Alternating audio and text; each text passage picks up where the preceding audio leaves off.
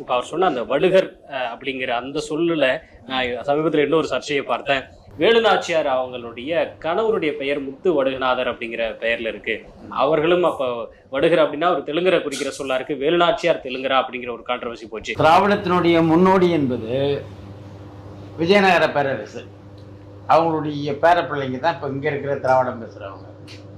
விஜயநகர பேரரசுங்கிறது வடுக அரசு. வடுகம் தோன்றினது, வடுகம் என்றால் வடக்கர், அதுக்கு நிறைய பொருள் வந்து வடுகர்களுக்கு வடுகங்கிறதுக்கே கொடுத்துருக்கு.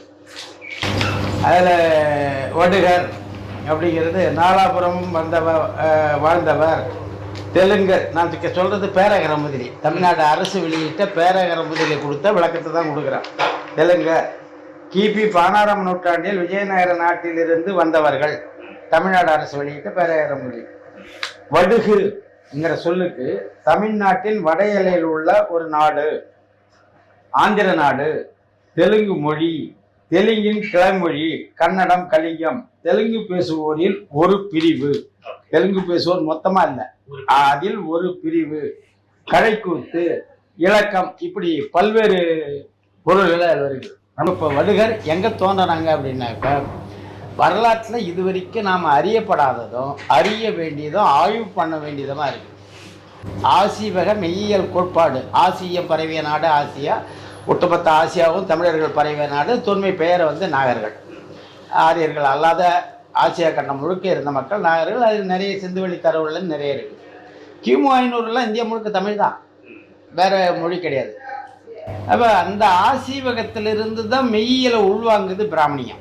இதை அழித்து திரும்பி இந்தியா முழுக்க வேதாந்த கருத்தியலை உருவாக்கணும்னு ஒரு தேவைப்படுது.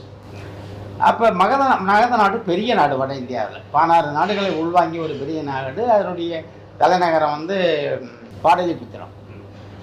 கடைசி மன்னன் வந்து தனநந்தனங்கிறவன் ஆட்சி செஞ்சுருக்கான் கிமு 350 காலகட்டத்தில். நந்தன் இல்லை, நன்னன்கிற தமிழ் வேளிர் குடி பெயர் தான் அது. இந்தியா முழுக்க அதை தமிழ் குடி தான் இருந்துக்கின்னு இருக்க. கொஞ்சம் கொஞ்சமாக தமிழ் குடியிலேருந்து அது மறையுது. நாகர்கள் தமிழ் மொழியிலேருந்து எப்போ விலகினாங்களோ அவங்க மொழி வழி தேசியங்களாக மாறிடுறாங்க. இன்னைய வரைக்கும் தமிழ் பேசியிருக்கிற நாகர்கள் தான் நம்ம தமிழர்கள்ங்கிறோம்னு வச்சிங்களா. அப்போ அந்த அமைச்சரவையில் கௌடல்யங்கிற சாணக்கிய அமைச்சராக இருக்கான். இவனை வீழ்த்தி பிராமணியத்தை இந்தியா முழுக்க கொண்டு வரணும்னு முடிவு பண்ணுறான். அவனை வீழ்த்துறது எளிதான காரணம் இல்லை. பல லட்சம் போர் வீரர்கள் அவங்ககிட்ட இருக்கான். அந்த போர் அறத்தை மீறின குறுக்கு வழியில் போர் செய்கிறது பண்பாடு இருந்துச்சு. அப்போ அப்படி தான் இவனை வெற்றி பெற முடியுங்கிறதால வடுகை இனம் என்று புதிதாக ஒரு இனம் தோற்றி வைக்கப்படுகிறது. பிராமண ஆட்களும் நாக இன பெண்களும் சேர்ந்து ஒரு குடி வந்து புதுசாக உருவாக்கப்படுது. அந்த உருவானவன் தான் சந்திரகுப்த மௌரியா. அவன் பிறகு உருவாக்கப்பட்ட படை தான் வடுகப்படை. அதுக்கு அண்மை காலம் வரைக்கும் கேரளாவில் உள்ள தரவாடு உங்களுக்கு எடுத்துக்காட்டு. நாயக்கர் சமூகம் நம்பூதிரிலிருந்து எப்படி போர்ப்படையாக உருவாக்கப்பட்டது. அப்போ அந்த படை, அப்போ அந்த சந்திரகுப்த மௌரியனை வச்சு நன்னனை வந்து வித்தியாச்சு. அதுலேருந்து மௌரிய பேரரசு பிற்காலத்தில் என்ன ஆகுதுன்னாக்க பௌத்தத்தை தழுவுறான், ஜைனத்தை தழுவுறான். அப்போ சந்திரகுப்த மௌரியனே கடைசியில் வந்து கர்நாடகாவில் வந்து தான். அப்போ கன்னடம் வரைக்கும் எல்லை இருக்கு. அதுலேருந்து தொடர்ச்சியாக திரும்பி அந்த வடுகப்படை அது ஒரு இனமாக உருவாகுது இந்தியாவில்.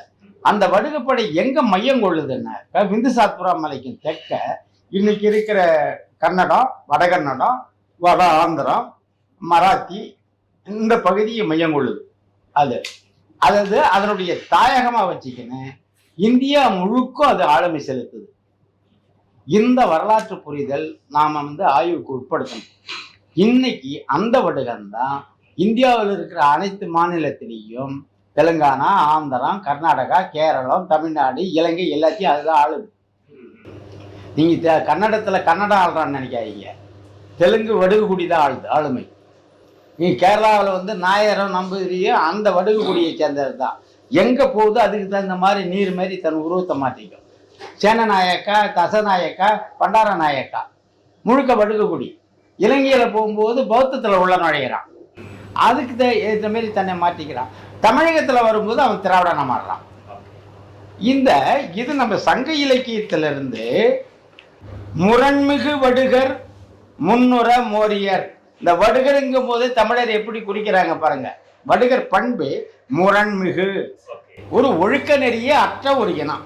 மௌரிய படைக்கு இந்த வடுகர்களுடைய முரண்மிகு வடுகர்கள் பாதை அமைத்து கொடுத்துக்கினே உள்ள வராங்க. எங்க அது வரைக்கும் தமிழகத்தை அவங்களால தொட முடியல.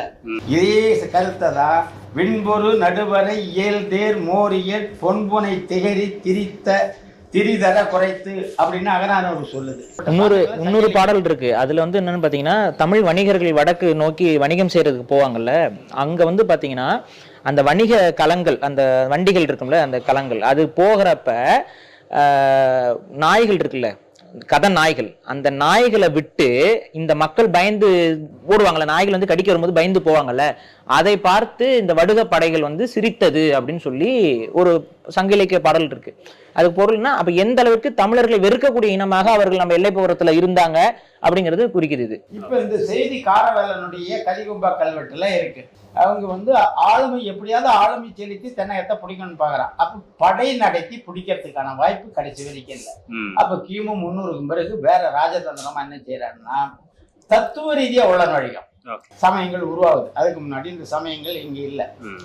இது வளர்ந்து கிபி 300க்குள்ளால இருந்த தமிழ் மன்னர்களை ஃபுல்லா வேதாந்தவாதியா மாத்திட்டான். வேள்வி நடத்துற மாதிரி கொண்டு வந்துட்டான்.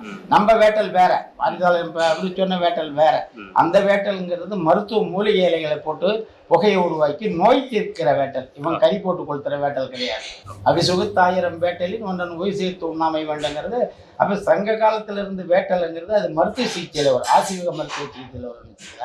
மீண்டும் வந்து இங்க சைவ புரட்சி நேரத்துல ஆசீர்வாத சித்திரங்களா ஏற்றப்பட்டவர்களுக்கு அப்புறம் திரும்பி சைவ வைணவம் வந்துடுது. அந்த சைவ வைணவ சமயத்தின் ஊடாக வேதாந்த கருத்து தமிழகத்துல உள்புகுத்தப்படுது. அது சோழனா இருந்தாலும் பாண்டியனா இருந்தாலும் அது வழி எதை வளரும். ஆனா அரசியலா வர முடியும். நேரா அரசாளம் தான் அரசியல வரும். இந்த அரசியலா எப்ப வருது அப்படின்னாக்கா விஜயநகர படையெடுப்பு தான் வடுகத்தினுடைய தமிழகத்தின் மேல இருந்து நேரடி தாக்குதல். அப்ப இந்த நேரடி தாக்குதல் வந்து இங்க ஆட்சியை பிடிச்ச பிறகுதான் அணியணியா வடுக பிராமணர்களை கொண்டாந்து, முன்னாடி வந்த பிராமணர்கள் வேற, தெலுங்கு வடுக பிராமணர்களை கொண்டாந்து இந்த மண்ணுல குடியேற்றினது இந்த திராவிடம் நீங்க பேசுறாங்கல்ல, இவங்க தாத்தாதான். இந்த வகையில தான் அந்த வடுகத்தினுடைய தோற்றுவாய் 2300 ஆண்டுகளுக்கு முந்தைய நிலை கொண்டது. அது இன்று இந்தியாவில் உள்ள பல்வேறு மொழிவழி தேசிய இனத்தின் ஆளுமைக்குள் ஆளுமை செய்கிறது. தெலுங்கர்னா எல்லா தெலுங்கரும் இல்ல, எல்லா குடியும் இல்ல, வடுகு குடின்னு ஆளுமை குடி இருக்கு. இப்ப நீங்க கன்னடத்தில் பாத்தீங்கன்னா வட்டார நாகராஜர் இருப்பா, கன்னட மொழிவழி தேசிய உணர்வு விட்டான். அவன் தாய்மொழி தெலுங்கு வடுகான். எப்படி கன்னடத்துக்கு தலைவன் ஆகிறான்? இதுதான். அவங்க கன்னடம் போனா கன்னடனா இருப்பாங்க, கேரளா போனா மலையாளியா மாறிக்குவான், தமிழ்நாடு வந்தா திராவிடனா இருப்பான், இலங்கைக்கு போனா சிங்களம். முத்து வடுகநாதன் அந்த அது சொன்னீங்கல்ல, இந்த வடுகுங்கிறதுக்கு பல்வேறு பொருள் இருக்கு. வடுகுங்கிறது வேற, வடுங்கிறது வேற. அந்த வடுகுங்கிறது வடுகத்தை குறிக்கக்கூடியது. இப்ப முத்துவேல் வந்து வேலுநாச்சியாரை திருமணம் பண்றதுக்கு முன்னாடியே இளைஞராய் இருக்கும் போதே பல போர்களை சந்திச்சவர். மரவர் குடி போர்களை சந்திச்சவர். பல விழுப்புண்களை மேலப்பட்டவர். மேல எங்க பார்த்தாலும் வெட்டுக்காயா இருக்கும். விழுப்புண்ணுக்கு தலைவன் பொருள். அவ்வளவு உடம்பு முழுக்க விழுப்புண் பெற்றவன்கிறது தான் முத்து வடுகநாதன் பேரு வந்தது. ஒழிஞ்சே முத்து வடுநாதன் தான். அது கூட்டி படிக்கும் போது முத்து வடுகநாதன். இந்த வடுகத்துக்கும் இந்த மரவர் குடிக்கும் எந்த தொடர்பும் இல்லை. இவன் உடனே முத்து வடுகநாதன்னா அவன் வடுகு குடியில பிறந்தவன், அவனை வந்து கட்டிக்க இருந்தால வேலுநாச்சியார் வந்து வடுகச்சி, மரத்தமிழ்ச்சியை போய் இப்படி நீ வடுகச்சிங்கிற.